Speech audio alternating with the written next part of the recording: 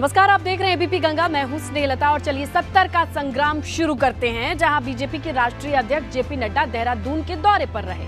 2022 के चुनाव को लेकर जेपी नड्डा का ये अहम दौरा था। इस दौरान जेपी नड्डा ने गढ़वाल रीजन के 41 सीटों को लेकर पार्टी के जिला प्रभारी, विधानसभा विस्तारक, विधानसभा प्रभारी, विधानसभा प्रवासी कार्यकर्ताओं के साथ एक मीटिंग की। इस मीटिंग में आगामी चुनाव की रणनीति को लेकर चर्चा हुई और राष्ट्रीय अध्यक्ष ने कहा कि सभी को अपना विधानसभा बूथ मैनेजमेंट को मजबूत करना है।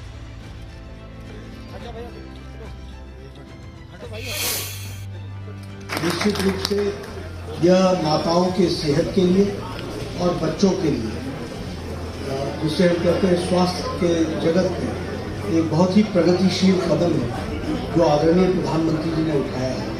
और आप लोग जब उनको धन्यवाद दे रहे हैं, उससे उनका हौसला बुलंद होता है, हम सब का हौसला बुलंद होता है और पार्टी को भी ताकत मिलती है कि मोदी जी के नेतृत्व में हम ऐसे ही फैसले ले पाते हैं जो जनता के लिए, माताओं के लिए बहुत ही लाभकारी होता है।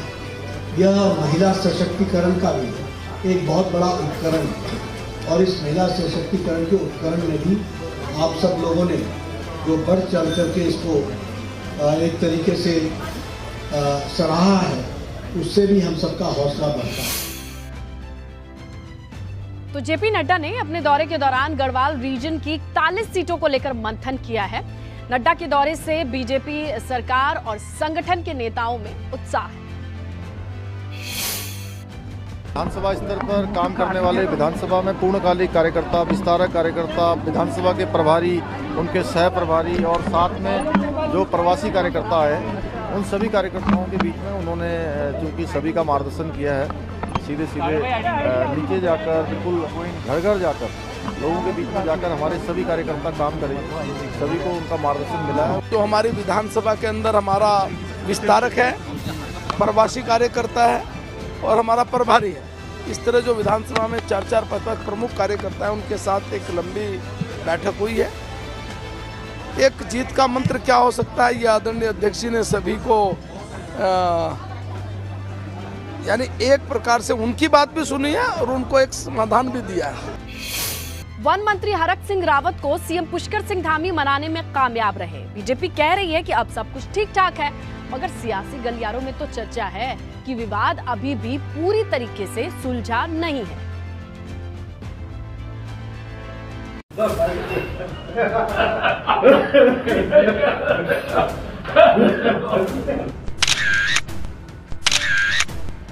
कई घंटे गायब रहने के बाद वन मंत्री हरक सिंह रावत जब सीएम धामी से मुलाकात करने पहुंचे तो मंजर कुछ ऐसा था। दोनों नेता खिलखिलाकर और ठहाके मारकर हंस रहे थे। मीठा लगवा दो, मीठा लगवा दो। सीएम से मुलाकात के बाद वन मंत्री हरक सिंह रावत मुख्यमंत्री की तारीफ में कसीदे पढ़ने लगे। पुष्कर भाई मेरे छोटे भाई हैं और प्रदेश के मुख्यमंत्री के रूप में जिस तरह चाहे युवाओं के लिए हो, महिलाओं के लिए हो, अनुसूचित जाति के लिए हो, पर्वत क्षेत्र के दूर दराज के गांव के लिए हो, जिस तरह वो काम कर रहे हैं, मेरा आशीर्वाद उनके साथ है। और पुष्कर भाई के नेतृत्व में भारतीय जनता पार्टी पूर्ण बहुमत के साथ सरकार बनाए, ये मेरा आशीर्वाद अपने छोटे भाई के साथ है। हमेशा जिस तरह हमेशा उन्होंने मेरे साथ किया है, चाहे मेरा बुरा वक्त, जब भी मेरा बुरा वक्त रहा है, एक भाई के नाते, चाहे मैं कांग्रेस में था, चाहे मैं भाजपा में था, हमेशा एक छोटे भाई के रूप में हमेशा उन्होंने मेरे साथ दिया है। मैं उस चीज को कभी नहीं भूल सकता हूँ। सवाल ये है कि आखिरकार ऐसा क्या हुआ जो हरक सिंह कैबिनेट की मीटिंग बीच में छोड़कर चले गए थे, वो इतनी जल्दी मान गए।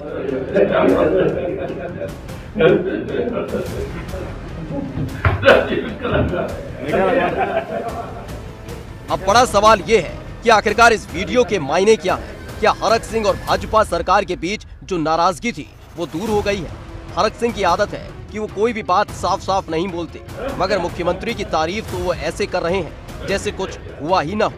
पूरा भरोसा है मेरा छोटा भाई, जैसे ईमानदारी के साथ, चाहे विपक्ष के लोग, चाहे हमारे कुछ भी लोग, मीडिया के लोग, उन पर कोई भी आरोप लगाए, लेकिन मैं पिछले 30-35 साल के राजनीतिक अनुभव के आधार पर कह सकता हूँ, जिस तरह निष्पक्ष और जिसका हृदय एक तरह से करुणा से भरा है, जिसका हृदय, जिसके अंदर दिल में दया है, पहली बार प्रदेश को ऐसा मुख्यमंत्री मिला है जिसके अंदर मानवता है, जिसके अंदर दया है, गरीबों के लिए, युवाओं के लिए, महिलाओं के लिए। इस वीडियो से साफ पता चलता है कि भाजपा नहीं चाहती है कि उसके घर की लड़ाई सियासी गलियारों तक पहुंचे और विरोधी दल इसका फायदा उठाए। इसलिए वीडियो के जरिए एकजुटता का संदेश दिया जा रहा है।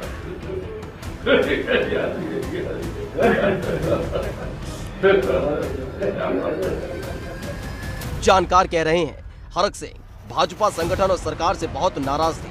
केंद्रीय नेताओं के दखल के बाद किसी तरह से हरक को मना लिया गया, वरना चुनाव से पहले ही भाजपा में बड़ा सियासी बवंडर होने वाला था। एबीपी गंगा के लिए देहरादून से अजीत सिंह राठी की रिपोर्ट। और उधर पूर्व सीएम हरीश रावत एक और ट्वीट करते हैं जिसमें उन्होंने लिखा है कि प्रेस कॉन्फ्रेंस में मेरे से गलती हो गई थी। हरीश रावत लिखते हैं कि चुनाव मेरे नेतृत्व में नहीं बल्कि अगुवाई में लड़ा जाएगा। हरीश लिखते हैं कि मेरे नेतृत्व शब्द से अहंकार झलकता है, इसीलिए मेरे मुंह से वो शब्द शोभाजनक नहीं है। आपको बता दें, दिल्ली में राहुल गांधी से मुलाकात के बाद हरीश रावत ने कहा कि उन्हें निर्देश मिला है कि चुनाव को वो लीड करें।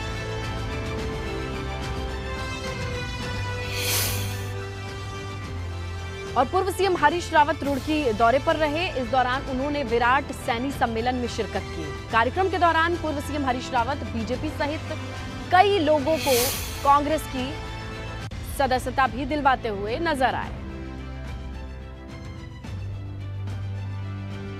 रुख बताता है, क्योंकि सैनी समाज जिधर को चलेगा जीत विजय उधर हासिल। अब आपका काम छिद्र देखना है और मुझको हजारों की संख्या में आए हुए अपने भाइयों को।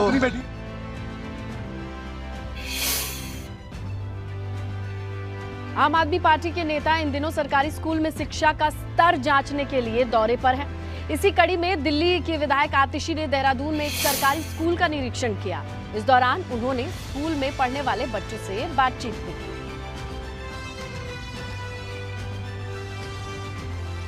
उत्तराखंड के राज्य के लिए शर्म की बात है कि राज्य बनने के 21 साल बाद उत्तराखंड की राजधानी देहरादून के बीचों बीच सरकारी स्कूल का ये हाल है। ऊपर छत नहीं है स्कूल के ऊपर। कुल मिला के 4 कमरे हैं स्कूल में, उसमें से 4 कमरे में से 2 कमरों को स्टोर रूम बना रखा है, डंप यार्ड बना रखा है, जहाँ पे हर तरह का टूटा फूटा सामान पड़ा हुआ है।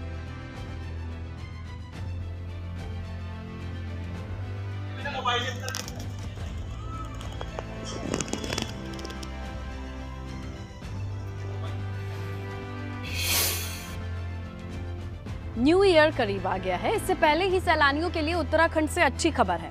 उत्तराखंड में बर्फबारी की शुरुआत हो गई है। रुद्रप्रयाग जिले में मौसम का मिजाज बदला हुआ है। एक तरफ केदारनाथ धाम में बर्फबारी है तो वहीं मशहूर पर्यटन स्थल चोपता में भी बर्फबारी हुई है। चोपता को मिनी स्विट्जरलैंड कहा जाता है, इसीलिए यहाँ देश भर से नए साल को मनाने के लिए, न्यू ईयर सेलिब्रेट करने के लिए सैलानी पहुंच रहे हैं।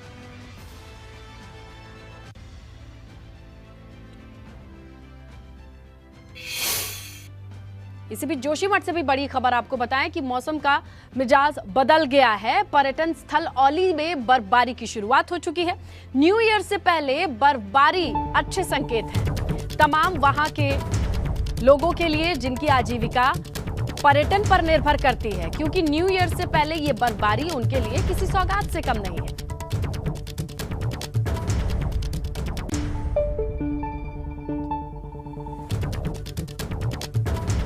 तो ये देखिए, ये खूबसूरत तस्वीरें औली से हैं, जहां बर्फबारी का इंतजार रहता है यहाँ के लोकल लोगों को, जिनकी रोजी रोटी काफी हद तक टूरिज्म पर डिपेंड करती है। और ऐसे में ये नजारा लोगों को आकर्षित करता है औली आने के लिए, नया साल मनाने के लिए। उधर उत्तरकाशी में भी मौसम का मिजाज बदल गया है। उत्तरकाशी के ऊंचाई वाले इलाकों पर बर्फबारी हुई है। पर्यटक स्थल जो है हर्षिल है, मुकबा है, चौरंगी है, दयारा बुग्याल है, कई जगह ऐसे हैं जहां पर बर्फबारी हुई है। और देखिए जरा कितनी खूबसूरत तस्वीरें उत्तराखंड के इन जगहों से आ रही हैं।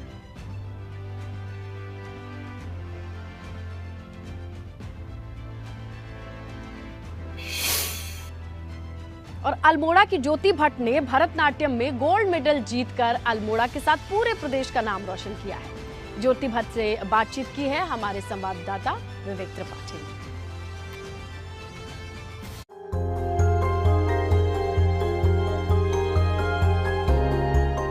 अल्मोड़ा की ज्योति भट्ट ने भरतनाट्यम में गोल्ड मेडल लेकर देवभूमि का सिर गर्व से ऊंचा कर दिया है।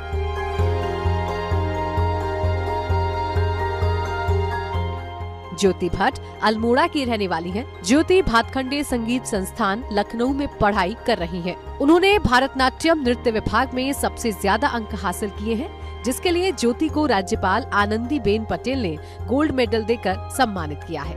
तो ये भरतनाट्यम में शौक कहाँ से आया आपको? कितनी उम्र से ये डांस सीख रही हैं आप? मैं बहुत छोटी थी, मैं कक्षा 8 में पढ़ती थी उस टाइम पे। 12-13 साल की उम्र से मैं नृत्य सीख रही हूँ। तो उस टाइम पे सर ये एक भरतनाट्यम नृत्य वहाँ कोई जानता नहीं था, नया ही आया हुआ था।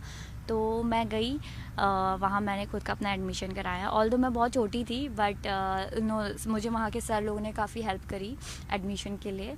तो कुछ नया सा लगा नृत्य में, क्योंकि कथक नृत्य सभी जानते हैं, भरतनाट्यम में रेयरली वहाँ किसी को पता होता। उस टाइम पे नया भी आया था, तो मेरा बहुत एक्साइटमेंट था कि कैसा रहेगा। और डांस का शौक़ मुझे बचपन से ही बहुत ज़्यादा है, तो मैंने उसमें अपना एडमिशन लिया और अपनी फिर उसके बाद कंटिन्यूसली पढ़ाई करी। वो 6 साल तक का वो डिप्लोमा होता है कोर्स, तो मैंने 6 साल की कंटिन्यूसली पढ़ाई करी नृत्य में।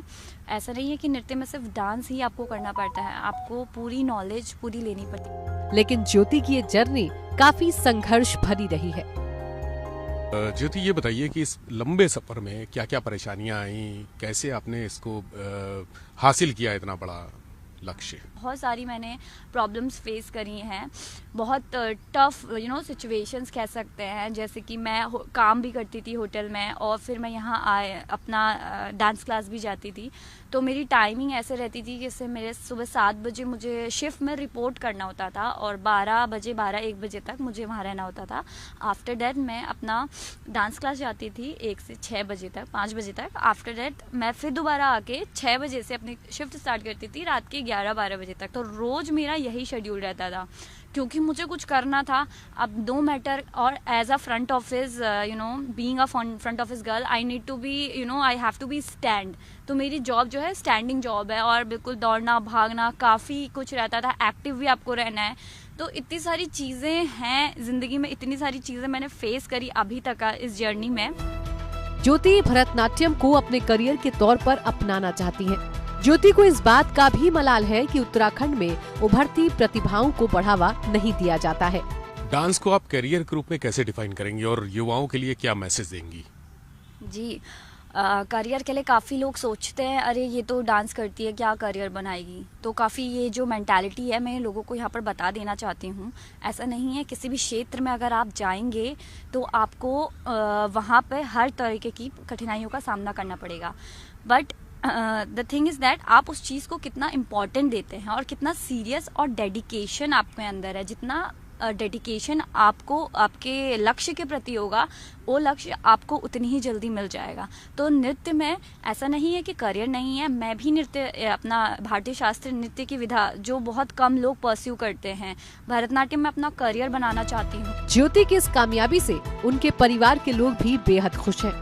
मेरा ये कहना है, ऐसी बेटी हर घर में होना चाहिए, आगे बढ़ना चाहिए, और माँ बाप प्रयास करें ऐसी बेटियों को आगे बढ़ाना चाहिए, और अल्मोड़ा का रोशन करना चाहिए, उत्तराखंड का रोशन करना चाहिए। हर बेटी, आज मेरी बेटी ने कर दिया, मैं कहता हूँ ये बेटी देश की है। ज्योति की कड़ी मेहनत ने उन्हें ये मुकाम हासिल करवाया है। ज्योति ने साबित कर दिया है कि अगर कुछ कर गुजरने की चाहत हो तो कोई काम मुश्किल नहीं है। एबीपी गंगा के लिए लखनऊ से विवेक त्रिपाठी के साथ अल्मोड़ा से निर्मल उप्रेती की रिपोर्ट। चलिए 70 के संग्राम में अब आपको दिखाते हैं अल्मोड़ा की सल्ट विधानसभा सीट का सियासी गणित क्या है। इस सीट पर वैसे तो अभी बीजेपी का कब्जा है, मगर 2022 में भी जनता बीजेपी को ही आशीर्वाद देगी या नहीं, चलिए देखते हैं।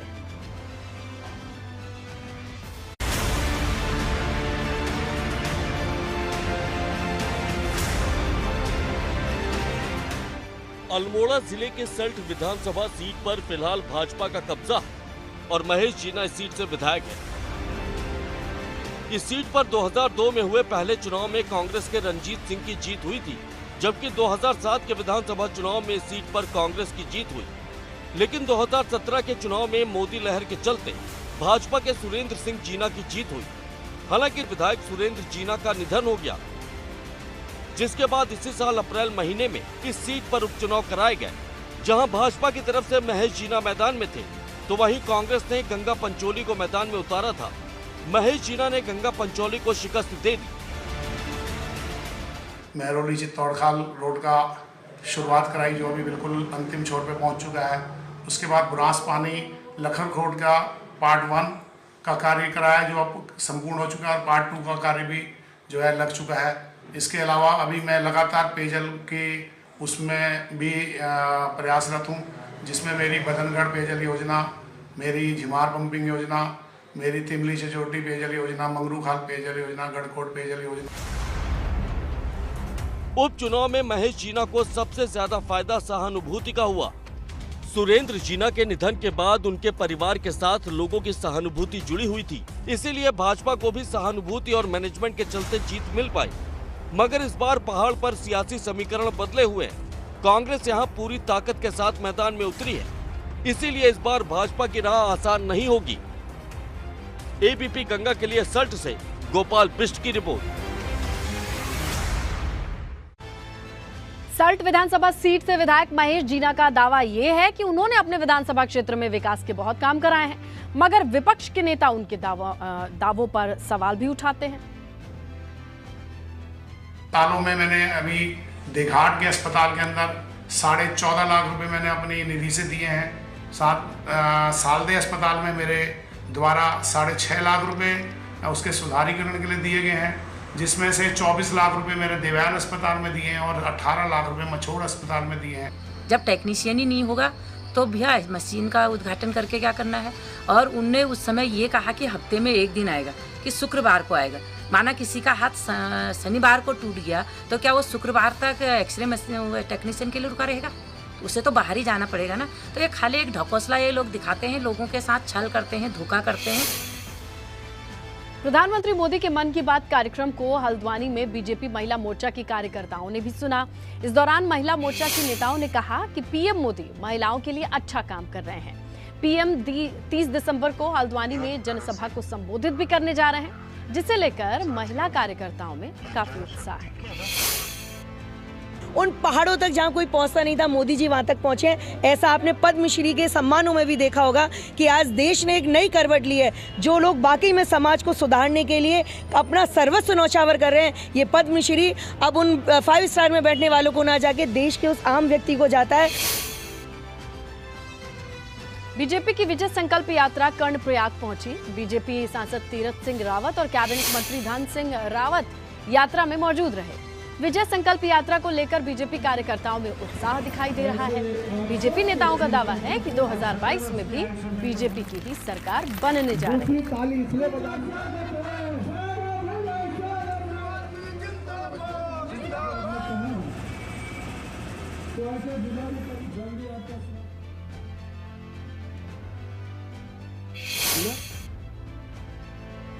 सड़क नहीं होने से ग्रामीणों को कितनी परेशानी होती है, इसकी तस्वीर बड़कोट से सामने आई है। एक बीमार ग्रामीण को लोग कंबल में लपेटकर कंधों पर उठाकर अस्पताल लेकर पहुंचे। इन तस्वीरों को देखिए, आप अंदाजा लगाएंगे कि पहाड़ पर जिंदगी कितनी मुश्किल है। ये बीमार शख्स है जिसे किस तरीके से अस्पताल तक पहुंचाने की जद्दोजहद में लोगों को आप देख सकते हैं। बहुत बड़ी दिक्कत है।